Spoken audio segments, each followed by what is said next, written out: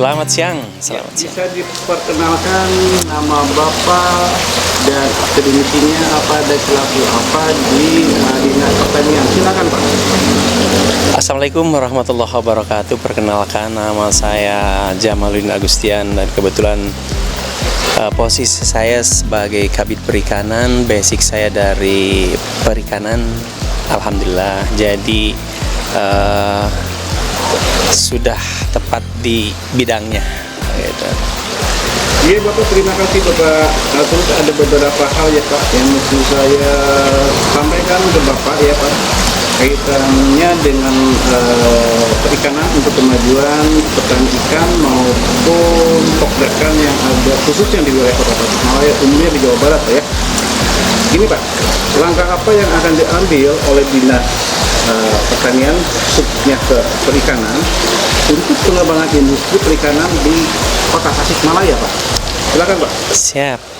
Untuk peningkatan produksi bidang perikanan, Dinas Ketahanan Pangan, Pertanian dan Perikanan Kota Tasikmalaya, alhamdulillah dengan adanya program peningkatan kapasitas kelompok pembudidaya ikan dengan bimbingan para penyuluh perikanan khusus di bidang perikanan, dengan terus meningkatkan keilmuan para pembudidaya dan bidang ikan juga sekarang sudah menjadikan komoditas unggulan untuk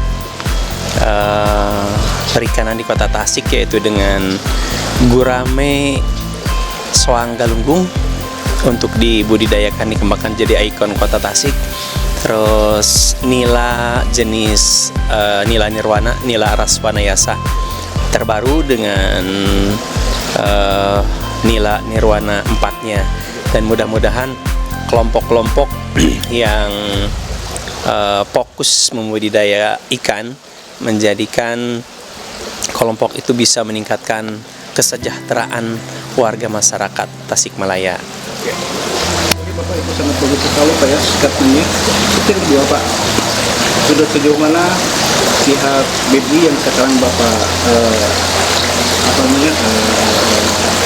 duduki Pak ya sebagai bala benih ikan untuk memproduksi atau menghasilkan benih ikan untuk kebutuhan para petani. Jadi sampai sejauh mana Pak BBI? Baik, iya. Itu, Pak? Dan kebetulan saya juga masih menjadi PLT Balai Benih Ikan Kota Tasikmalaya, di mana Balai Benih Ikan Kota Tasikmalaya memiliki produk unggulan, yaitu untuk menunjang program Dinas Ketahanan Pangan dengan unggulan gurame soang galunggung dan nila raswanayasa. Kita BBI memiliki indukan-indukan yang bersertifikat dari Balai Provinsi, indukan nila raswanayasa 4 yang baru dirilis Menteri, dan kita sudah memiliki JPS-nya. JPS-nya itu menghasilkan PS atau parent stock indukan unggul. Nah, indukan-indukan itu yang nanti disebarkan ke pokdakan-pokdakan untuk memproduksi benih sebar di pokdakan-pokdakan yang bisa disebarkan ke petani-petani ikan untuk memproduksi ikan-ikan unggul yang cepat besar. Dan kemudian untuk gurame galunggung kita juga memiliki indukan yang bersertifikat dengan kualitas baik dari Balai Provinsi juga. Nah, itu kita memiliki PS-nya, sehingga anakan yang dihasilkan adalah benih sebar untuk ke kelompok-kelompok itu mungkin yang diproduksi oleh Balai Benih Ikan ini. Semoga dengan indukan-indukan itu ke kelompok bisa mengembangkan lebih banyak dan produksinya bisa langsung memenuhi kebutuhan konsumsi ikan di Kota Tasikmalaya. Apakah gurame soang itu sendiri yang Bapak mau berdayakan, yang Bapak akan kembangkan, itu satu jenis gurame yang punya potensi pasar yang? Ya, itu gurame unggulan di mana postur tubuhnya besar, pertumbuhannya juga cepat besar, dan rasanya itu yang khas, tidak bau tanah istilahnya. Jadi rumah makan restoran banyak kan memesannya gurame khas dari Tasikmalaya itu. Ya, oke Bapak, terakhir Bapak, sumbang saran pihak Bapak sekarang juga PLT di BDI juga sebagai definitif hadir perikanan di Dinas Pertanian. Saran untuk pokdakan dan petani pada umumnya Pak ya, petani mandiri ikan. Iya. Bagaimana Pak sarannya Pak biar mereka bisa menemukan? Baik, iya, saran untuk para pembudidaya ikan terutama pokdakan yang bisa memproduksi ikan-ikan unggul untuk disebarkan lagi ke petani ikan.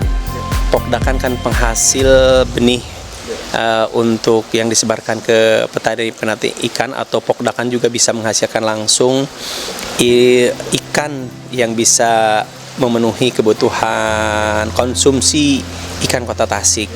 Nah, sarannya supaya kita lebih bisa meningkatkan produksi ikan dengan kita menyiapkan indukan unggul, pakan yang berkualitas, perlakuan dengan SOP pembudidayaan.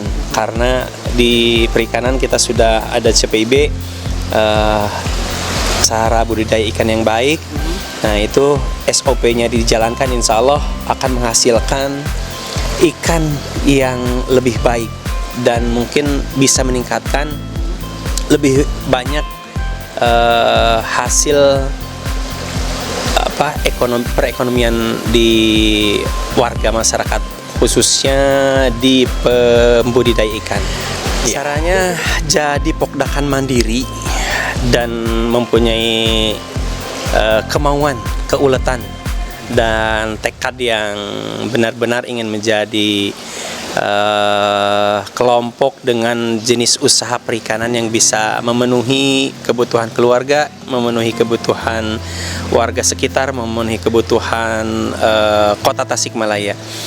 Sekarang kan ada program tambahan lagi untuk pakan ikannya, kita bisa integrasi antara pengolahan sampah organik dengan pengurai maggot. Nah, maggot sebagai pakan masa depan, di mana protein yang dikandung maggot itu sekitar 45-55% kadar protein, di mana para pembudidaya atau pokdakan bisa mengelola perikanannya dengan pakan-pakan yang tersedia di lingkungan. Misalkan warga masyarakat kita kan setiap hari menghasilkan sampah organik, sisa makanan. Nah, itu bisa dijadikan sebagai sumber pakan maggot, di mana maggotnya nanti bisa terintegrasi dengan ikan, dengan ternak.